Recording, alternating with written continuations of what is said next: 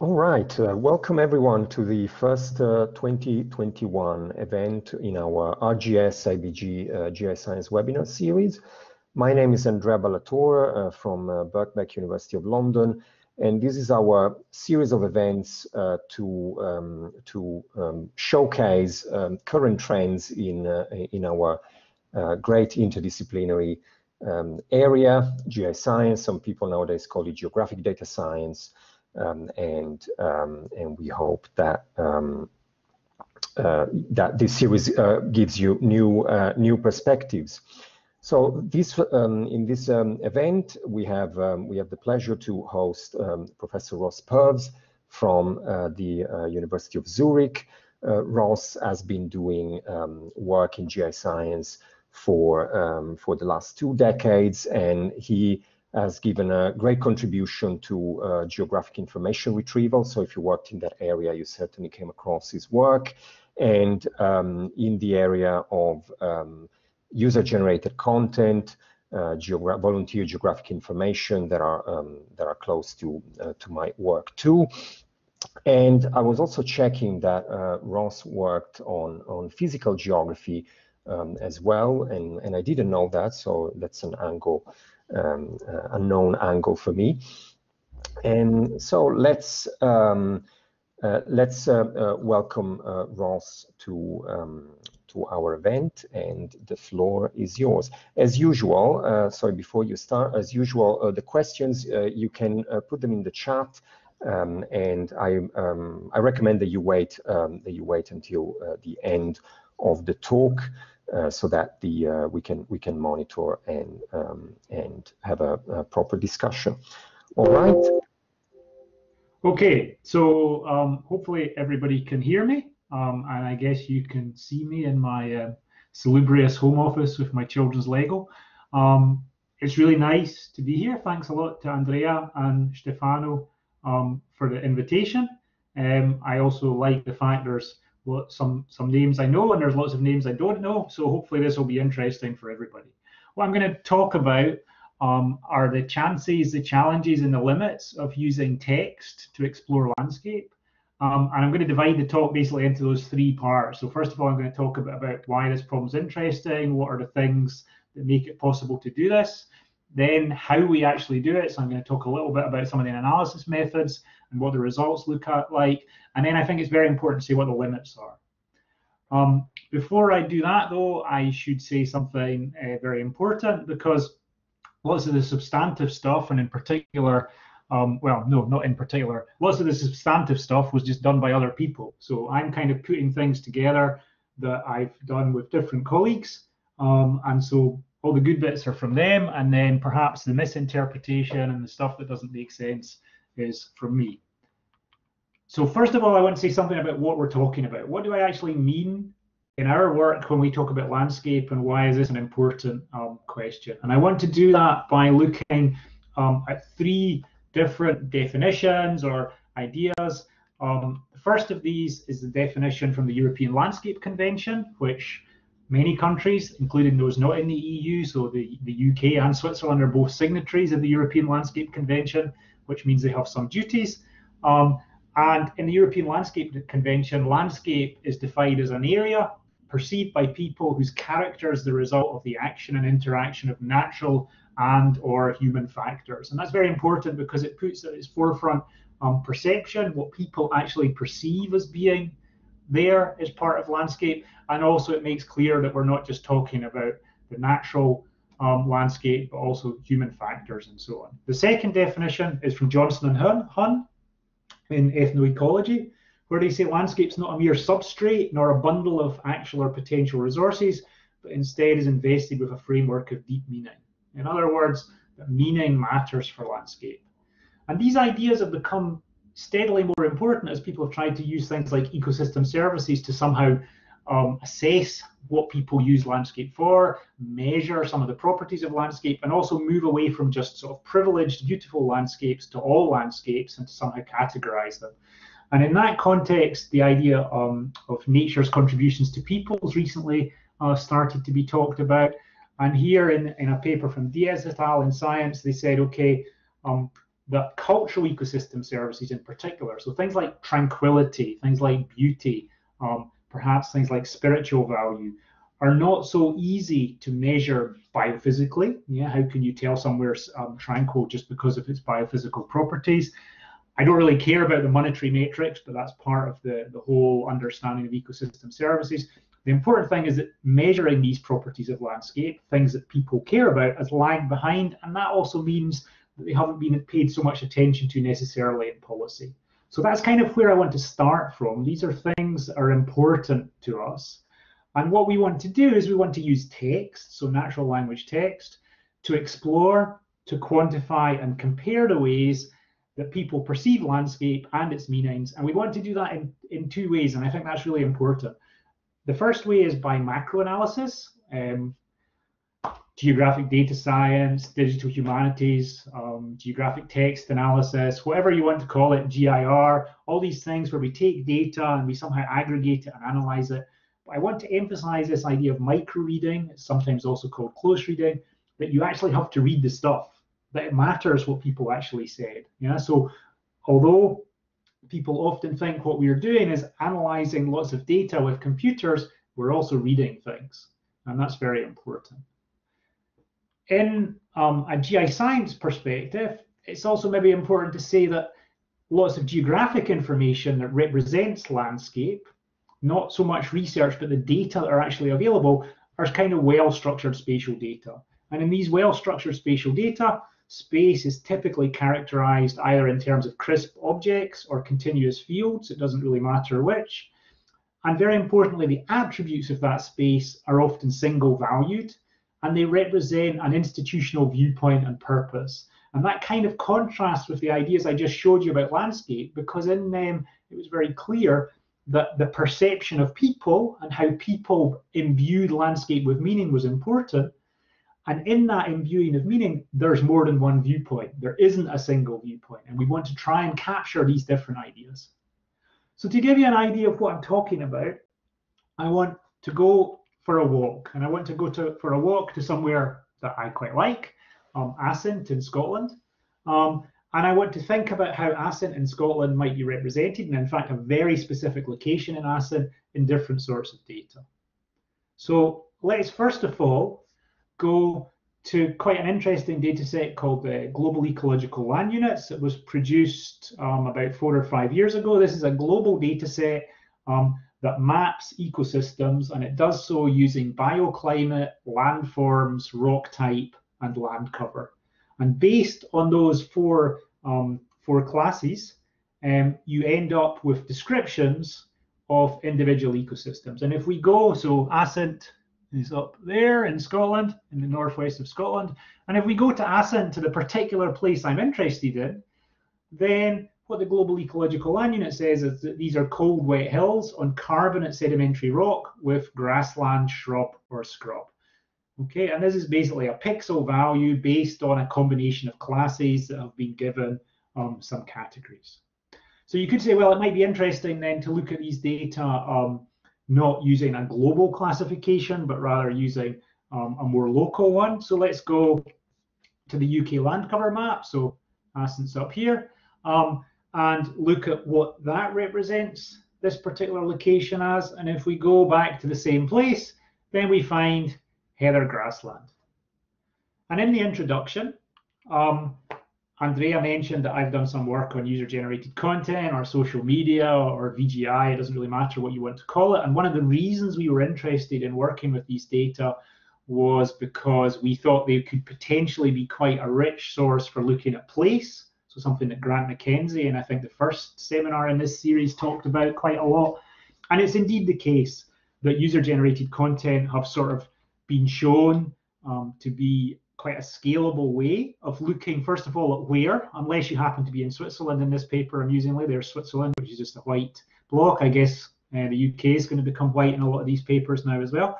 A scalable way of looking at where people value landscapes, and this is looking at different data sets, so Panorama, Flickr, and Instagram, but also how landscapes are valued. So what are the things that people are discussing in these data? Yeah, so So there are interesting things we can do with these user-generated content.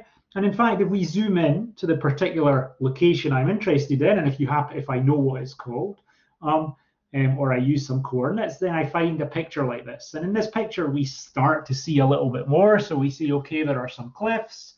There are some things that look maybe like caves. There seems to be a person there, although I think for most computational methods, that person would be pretty hard to detect. And if we then go look at the tags, which is what I've typically worked at for this picture, we discover, okay, that this person's tagged it with Scotland and Ascent, so top is very typical for these sorts of data. And then they seem to think it's somehow scenic because they talk about scenery and views and landscapes. And then this interestingness and interesting are kind of to do with the social part of Flickr. Actually, they want to be in particular groups. So we maybe find a little bit more about this place out. But I'd still argue we don't know very much about it. And if we start to look at how people write about and talk about this place, I'm going to show you this blog entry and just read it out. So this is from someone who went there. One thing I loved was the water, which runs down the rock face and drips down to the caves. Standing high on the hillside, looking down the little glen and listening to the dripping was beautiful and well worth the small effort to get there. So we suddenly discover a lot more about some of these ideas about, okay, what did this person value about this place? It's quite interesting because one of the things they seem to value is the water and the wetness, which is in no short supply in Ascent. And if we go a little bit further and we look at another source, so we look at some writing from this person, so Kathleen Jamie, then I want to actually just play a little audio to you. And this is from the book, a book called Surfacing by Kathleen Jamie. It's actually the first chapter, and you can go online and find this little audio sequence from the very start of the first chapter. So hopefully you can all hear this. So I hope you can all hear that. Kathleen Jamie is one of my favorite writers about landscape. And I think just hearing that short passage, you can maybe see some of the reasons why. Yeah, she writes incredibly evocatively. She really gives you a sense of place. If you know that place, you probably know more about it or think about lots of the things that bring it back to your mind now. And if you don't know that place, you probably learn a lot more than in those other data. And that's exactly why we're interested in analyzing text.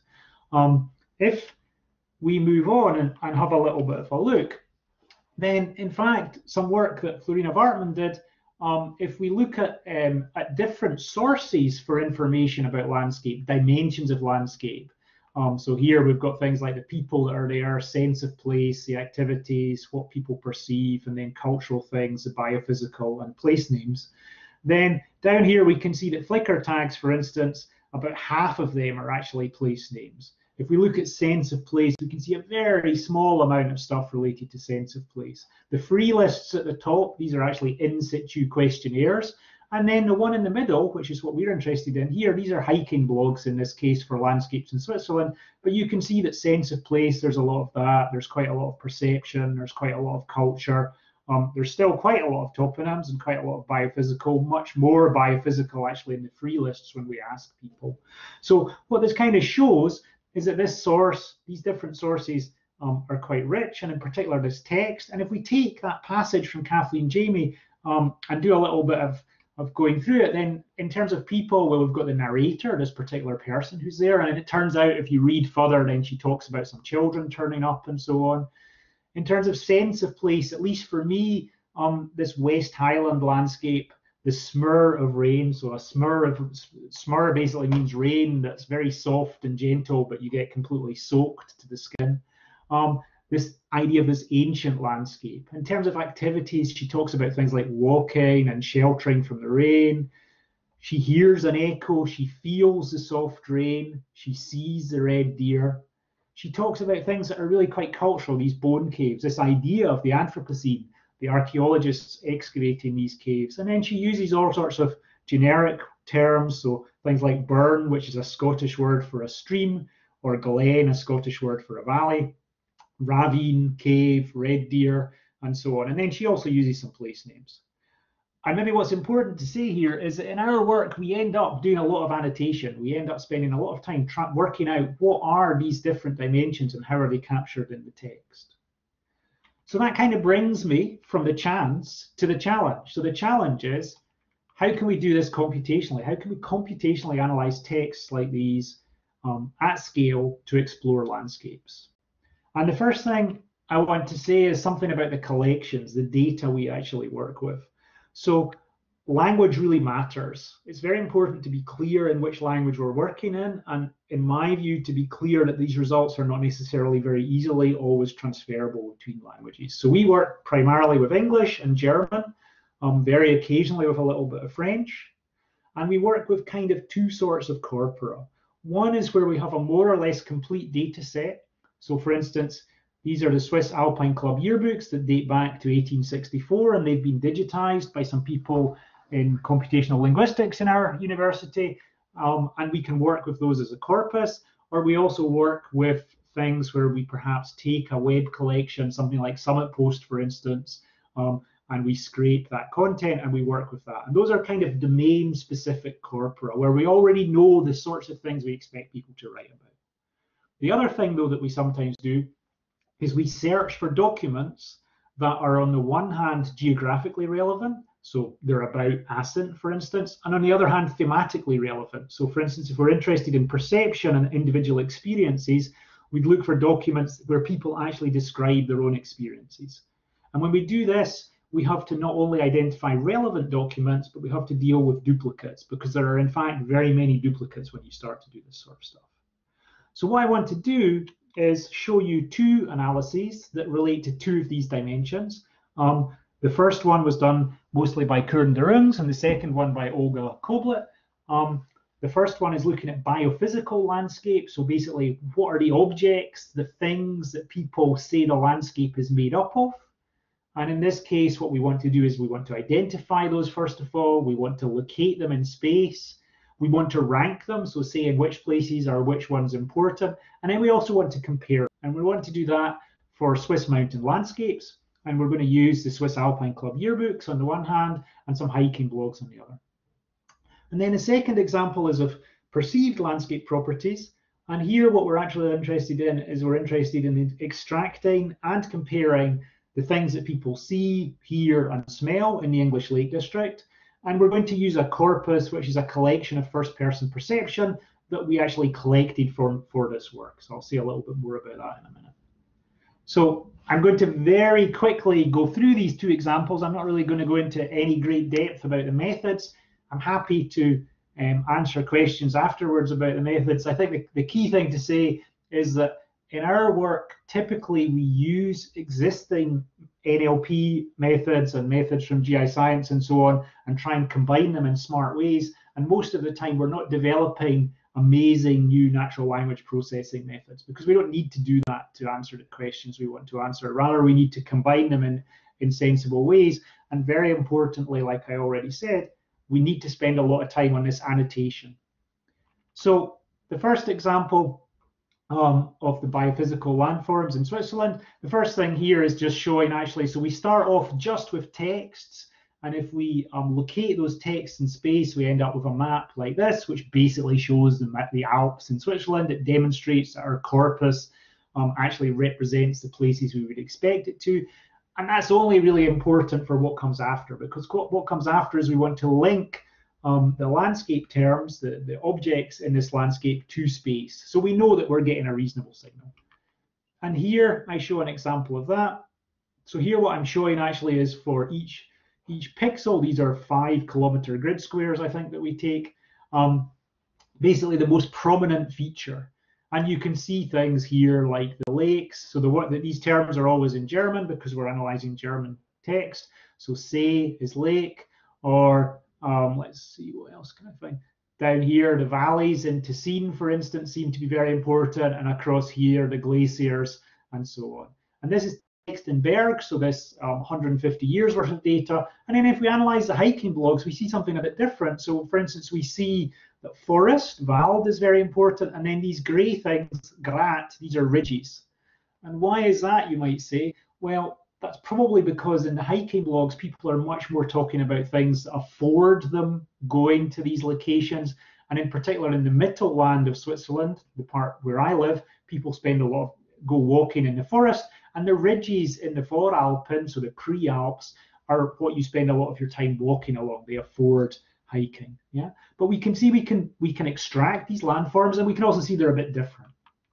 And then if we go a bit further, what we can also do is we can, for every grid square, we can actually generate a term vector of all the landforms that are found there, and we can do it for our text and bird collection, for our blogs, and we can also compare it with more traditional data like the land cover data that I showed you before. And what you can see is that these terms are much richer than the traditional data, and these are also the words that people actually use to describe these landscapes. And then last of all, what we can do is we can start to compare locations. And here we're actually comparing using two corpora, different locations. So I live very near to this hill called Uetliberg. And if I look at Uetliberg and compare it to the Matterhorn, I can see, well, Uetliberg is very different to the Matterhorn. These are cosine similarities. It doesn't really matter. And rather more similar, for instance, to Toggenburg. In fact, it's more similar to Toggenburg in Hickory than it is to itself, but these are quite small differences, and rather more similar to Thun. And that's interesting because these are locations where you might expect that. These locations are more sort of not such alpine locations. So what we can do is we can start from a big corpus of text, and we can find out about how people think about and represent landscape. The second example I said I wanted to talk about related to perception of sights, sounds, and smells. And I want to show you this flowchart, but I don't want to go through it all. And this flowchart basically shows the steps that are necessary to do this. And maybe a few things are important. We have different processes for sight, for sound, and for smell. And in particular for sight, we try and actually identify things that are positively connotated and negatively connotated. And to do that, we need lots of domain knowledge and lots of data that relates to our domain. So we don't just use off-the-shelf methods. For sound and smell, we have a lot more problems with ambiguity. And we're also using classifiers to, for instance, divide the sounds and, well, actually, no, the sounds up into different emitters, or the sounds emitted by people, by animals, or by the landscape itself. And also, can we identify perceived tranquility? And then once we've done these things, we associate them with different geographic units. So for instance, landscape character areas, the Lake District itself, just the whole thing, or individual landscape elements, so individual locations in the landscape. And when we do all this, we get about 30,000 descriptions that talk about what you can see in the landscape. We get about 1,500 that relate to things you can hear, and about 80 that relate to smell. And this is quite interesting because this kind of agrees well with work in cognitive linguistics, for instance, about how predominant different senses are in European languages. And that's quite important. It's not the case that in all languages you would expect sight to dominate, but in European languages you probably would. And if we then look at some of these things, we can see, for instance, here are what we call scenic pairs. So great views or good views, or good paths, or stunning views. You can see views are very important. And these are generated for the whole of the Lake District. And across here, we have unattractive pairs, so things that people don't find visually attractive. And you can see things like large car parks, or parked cars, or dual carriageways, or shops, static caravans, second bridge. But you can see there's many, many fewer of these. So in other words, in our texts about the Lake District, people don't talk about these sorts of places as much. And maybe what's important to say is in the data that we actually generate the lexicon from, that we use here, there's actually more unattractive pairs found in the UK as a whole than there are scenic ones. But in the Lake District, unsurprisingly, it's dominated by beautiful views and particular sorts of things related to the ways that people move around in the mountains. If we then look at the sounds, then we often have tranquility. So many of these descriptions actually relate to tranquility. And then we also have things like anthony, biophony, and geophony. And I'll show an example of that in a second. So what do we end up with? What's the end of this process? Well, we end up with, for instance, a map. This map shows a polygon here, which is one of these landscape character assessment areas. This is the one for Borrowdale. And Borrowdale, we can then associate with different scenic terms. So now I'm not just showing the most popular ones, but all the terms that are associated with Borrowdale. And in fact, sorry, this is both a scenic and unattractive, but very few of them are unattractive. And we can compare those if we want in the same way that I showed before for the landscape terms between these different locations. Then what we can also do is we can look at different sounds, and here we're looking at this biophony, so the sound of animals, and in this particular instance it's actually stags that are roaring or bellowing, and you can see all these locations around here, and around Ullswater is actually, I believe, because I've been to the Lake District quite often, I've not been to this particular part, is somewhere where red deer are actually something that people talk about, and each of these dots is basically a location where somebody individually described hearing red deer as an experience that they themselves had. So those are the sorts of things that we can do. And what I want to finish up by doing is talking quickly about the limits, because I think it's really important to say that although we can do quite cool things, there are lots of limits to our work like everybody else's. And the first of those is bias. So who's actually writing? We don't want to just, much though I would like it if we only analyze people like Kathleen Jamie because they write so beautifully, it probably wouldn't tell us that much about everybody and what they think about landscapes. And just like this crowd contains a particular subsection of society, the crowd who are writing about landscape also contains a particular subsection of society. And moreover, we don't really have ways of finding out very much about those people. And even if we did, there are some ethical questions that we need to ask about how much we want to try and identify those people and so on. So that's just an important thing to realize, that our crowd, in the same way as any other crowd actually that we analyze, is a sample, and that sample has some bias, and we should consider that. Another very important issue that people often ignore in this sort of work is to do with the ancillary data that we use. So this is from a paper that Stefano de Sabata was also involved in actually. And this is a map of all the features in geonames made back in maybe 2016, I think. And what you can see is that those features are clearly not evenly distributed. So if we look at Germany and France, then we can see there's a lot less place names found in France. And that means if I study landscape based on these data in France and Germany, I'll probably just find less texts in France. Not because there are less, or not necessarily because there are less, but because the ancillary data that I'm using don't contain so many place names. So it's very important, in my view, to consider much more how these things influence these geographic data science methods that everybody's so excited about, because very often, particularly when we have data that goes across borders, there are biases which I would argue often influence the results more than actually differences in the data themselves. I said something about language when I started, and I want to come back to that because we're working here with a particular concept. We're working with landscape. And this is a paper that was recently published in PLOS ONE looking at getting people to free list. So basically we asked people to say all the terms, all the words that they associate with landscape in 7 European languages. So English, Dutch, German, Swedish, French, Italian, and Spanish. And for this research, we actually compared 3 domains, landscape with animals and with body parts. And what's interesting about this is, first of all, that people have more difficulty listing terms associated with landscape than either body parts or animals. But secondly, that they're less consistent both within language. In other words, if I ask 10 people in English, there'll be more variation between the landscape terms than the animals or the body parts, and between languages. So actually we see there are differences between languages, and the differences seem to be bigger between languages for landscape than they are for the animals and the body parts.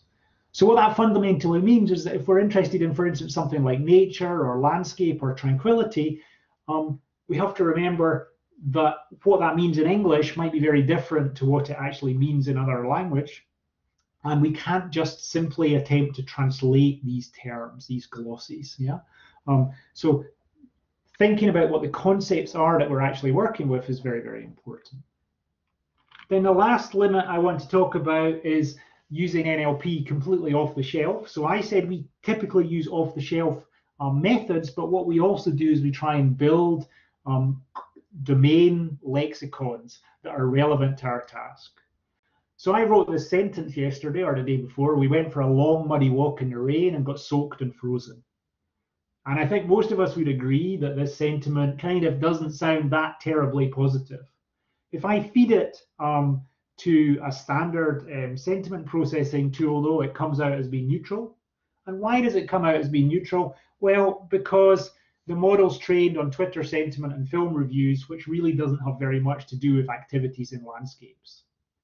So it's very important that we have domain-specific knowledge, and it's very important that the models we use and the annotation that we do is also done on the text we're actually working with. And lastly, something that I never really get tired of doing, that we actually read the text that we're working with and make sure that the results make sense, that we zoom in and do this micro reading.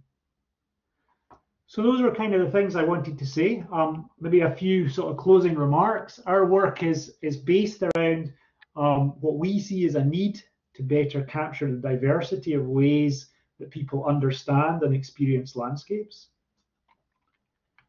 This unstructured text provides a very rich but a complex source for analysis across both space and time. And equally importantly, the questions we're asking, the research questions that we want to ask of the data really matter. We don't want to just fish in the data for something.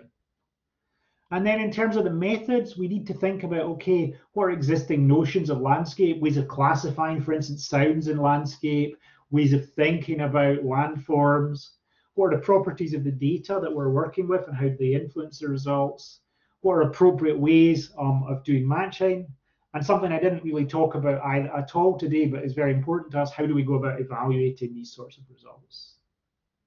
The very last thing I want to say is a question to all of you, or a request. We have a project at the moment called Window Expeditions. There's a link to it here and a QR code if you prefer. It'd be great if you went to the website after my talk. And basically what we're asking you to do, because many of us are sitting at home and can't go outside, or if we can go outside, we can't go very far. We're asking you to spend 5 minutes describing what you experience outside from your home. And that will provide us with another corpus that we'll use in this sort of research. So I hope that was interesting, and I'm ready to answer your questions. Thanks, Ross. That was great. Really fascinating talk. And I feel that often we see this kind of work for urban landscapes and urban environments. And it's great to see the more natural side of things. Yeah, unfortunately, we can't have a real applause, but there is some virtual applause coming from the chat. Yeah, so please, everybody, if you want to ask Ross a question, use the chat in the bottom right part of the interface.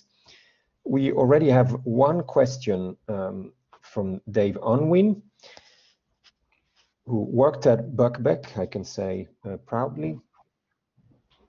So Dave is asking, to what extent do these perceived attributes correlate with objective landscape measures? Okay, so that's a good and a very interesting question. So we've just had a paper accepted where we looked at tranquility. And in that paper, what we actually did is we compared perceived tranquility, so what the tranquility that people wrote about experiencing, with the model from the CPRE, the tranquility model. It's a GIS-based model, which is basically, so whether or not it's more objective we could discuss, but it's based on GIS layers. And if you like, that model captures the potential for tranquility, places where people might experience tranquility. And in another paper, we looked at this as well. And basically what we found is that in the text, we find a lot more what we call tranquility by contrast. That means people talk about tranquility in places where something takes away the tranquility, but nonetheless, there still is some. And that's not usually captured in these potential tranquility models, because, you know, this is people talking about this little pond offers a place for reflection despite the nearby busy motorway. And in the traditional models, that would be not a tranquil place. And I think that's quite important because these differences have to do with what people are actually seem to value. And that's what we could kind of show in this paper. I think we need to do a lot more on this. But that's exactly our motivation, that we can show using these methods, first of all, that there are differences, and secondly, that we seem to be able to identify some of these properties that people find important. Yeah, thanks, Ross. Just to follow up on this question as we wait for more questions from the chat, has anybody tried to calculate an objective measure of scenicness in an alpine context? Because I can imagine that, you know, if you look at the morphology of the Alps, is pretty dramatic, and you can probably identify some characteristics that would be considered scenic by most observers. For example, a very steep rock wall or things of this sort. So there's lots of work on scenicness and objective measures of scenicness, and there's stuff in psychology as well about, there's these hypotheses about, for instance, this, I think it's called the savanna hypothesis, that people prefer open views because, you know, then they could say prey species coming. So is it an evolutionary thing or is it cultural, and so on. There's a very recent paper, I think it was published this week, from some people at VSL, so the Swiss Institute for Forests, Snow and Landscape, where they have a survey of landscape value, and that includes scenicness at the level of municipalities in Switzerland. And the thing that explains it the most is, I think, open views or alpine landscapes. So that's in Landscape and Urban Planning, and Wartman, or Wortman, I guess you'd say in English, is the first author. That paper was just published this week. So I know that's something that people, and there's lots of other work going on about it. Right. Yeah, on this point, Dave is adding that there was a fashion in the 1970s for landscape evaluation. So that's an interesting pointer. Right, so the next question from Leonie Schultz, a methodological question. How would you collect data from blogs? I have collected data from Twitter, Flickr, but not from blogs. Yeah, so maybe I go back through the slides a little bit, because that's actually here. So what we actually did in this paper is we used the Bing API. So we use a search engine, and then we have a set of seed terms, and the seed terms were place names from the Lake District from two lists. One was from the list of Wainwrights, which are popular hills that people go up in the Lake District, and the other one was TripAdvisor, so sites that people visit. And we used those to generate seed terms that we then searched with. So then we search we search basically using the Bing API. We get back lots of documents, and then we do some filtering. We do some initial filtering to filter out things like local government and stuff, because we're not interested in that. Then with the texts that remain, we had we used a machine learning algorithm to identify those that relate to first-person perception. So we extract the first-person perception texts. Then we do geographical filtering to keep only the ones that actually are in the Lake District, because there's things like toponym ambiguity. Then we get rid of the duplicates, and then we have a corpus. So it's quite a lot of work, but we built a workflow to do that, to identify these sorts of texts. And I can see in the chat you said you've done it from Twitter and Flickr. So it's I guess it's harder, but the texts are much richer. Great, thanks, Ross. Let me see. So Stefan has a question. Yeah. So there's a question from Stefano. How much is the temporal aspect of the data is discussed in your work or in similar work? How much can that impact the understanding of place and landscape? Yeah, so again, so lots is the simple answer. We did some other work with Joe Taylor and Ian Gregory. I think I saw Ian was here.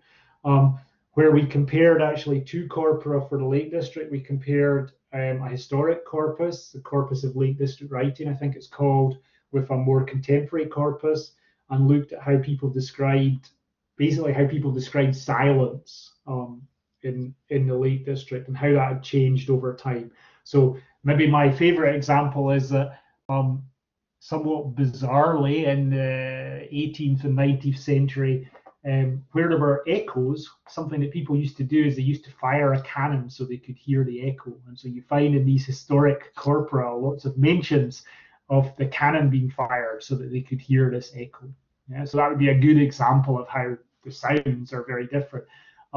What you can also see is how the historical ways, so in the Lake District, people like Wordsworth and so on have obviously had a big influence on what's described now, even though people aren't already necessarily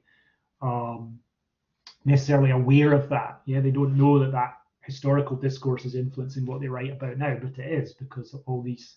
So we've looked at time a bit, but not a great deal. In the Textenberg stuff, we looked mostly actually at how locations sort of appear in the data set as the railways expanded in Switzerland.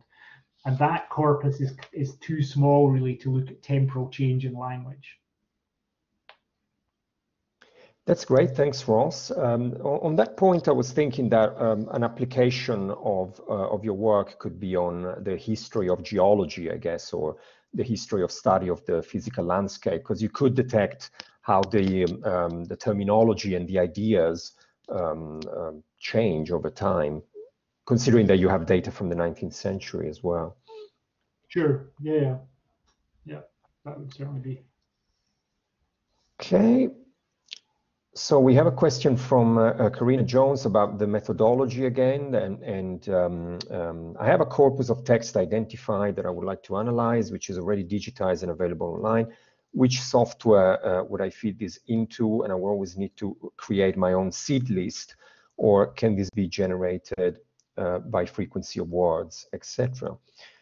So I guess, yeah, the question is about what kind of tools would you recommend to use to start this kind of analysis? So I said at the start, most of the time I don't do the coding anymore. So, but the work that Olga did was mostly done using Python. The work Kurden did was mostly done using Java because Java was more popular back then. R now also has a good set of NLP tools. I mean, all these languages have relic for the sorts of things we're doing. So I would say it doesn't necessarily, whatever you're happy with.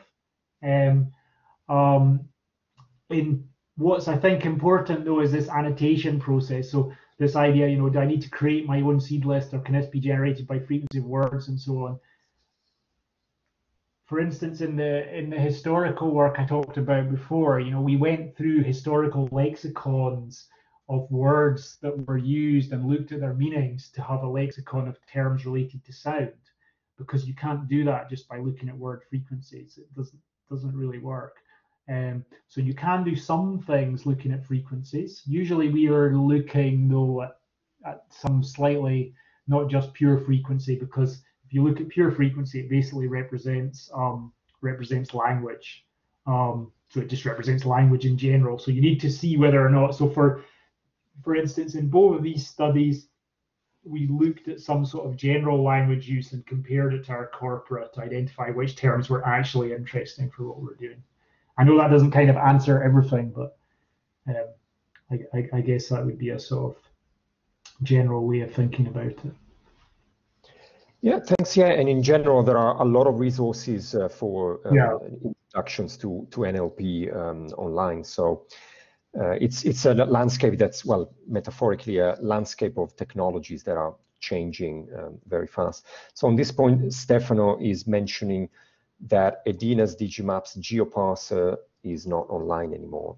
Yeah, so there are often excellent online services that you can use through an API, but of course they can be taken offline as usual. Okay. So the question is, do you see any particular trend emerging from new deep learning technologies? And my answer would be that one of the people in computational linguistics whose opinion I most value is Emily Bender. And Emily Bender did a really nice talk last year about the difference between form and understanding. For most of the things we are doing, some of these deep learning tools might be useful for some particular task. But what I'm actually doing, what we're doing in my group, is we're doing, thanks, Andrea, we're doing geography with text. And whatever the method is, we still need to first of all, deep learning is not going to come up with the research question, it's not going to interpret the results, and it's not going to do the evaluation for us. So I think that's kind of really important actually to what we do. Is the most common question we get asked when we submit our papers is, you know, why didn't you use algorithm X, Y, Z? And usually the answer is because we're not actually, you know, so for instance, we're interested in high precision or high recall, whichever it is, and then we look at a method that works for what we want to do, and whether that's the most emerging method doesn't particularly matter for us. And maybe the size of our corpora, they're not enormous. Yeah, so I think that there might be, so for instance, it might get easier to build these very large corpora if you could train something to do it for you automatically. That would be very nice. But then we still need to actually annotate the text and read the text and come up with the research questions, and that's not going to change. Yeah, thanks, Ross, for this. And I think that some of these challenges are also about interdisciplinary work. So these are not computer science studies, and they're not traditional landscape geography studies, and often journals fail to cater for this kind of work. So that was great. I think if there are no other questions, we can wrap it up. Thanks again, Ross, for a very stimulating and fascinating overview of your work. And for everybody else, please follow us on Twitter. There are upcoming events in the near future, and we hope that one day we will be able to do hiking and explore landscapes directly and not only virtually. And thank you everyone for participating, and we can do another virtual applause to Ross.